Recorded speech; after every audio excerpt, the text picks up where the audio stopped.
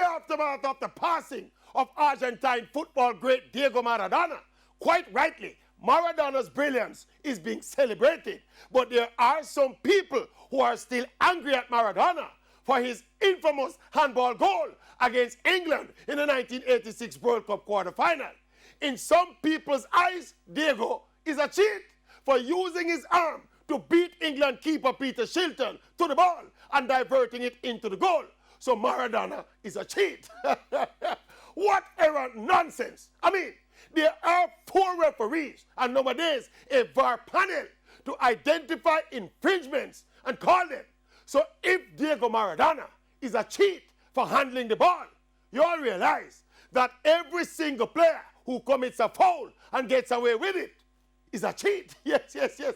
Every player who handles the ball and the ref don't call it is a cheat. Every player who moves a free kick away from the spot where the infringement occurred is a cheat. Any player who commits any infringement in football and gets away with it is a cheat. And those who commit the offense and the referee makes the call, those players are attempted cheats. So taking this cheating argument to its logical conclusion, football is a game for cheats. Yes, yes. Sports generally is played and dominated by cheats. Yes, yes.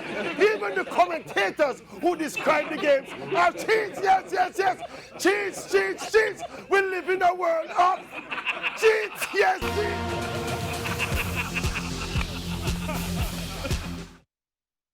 Sports commentary.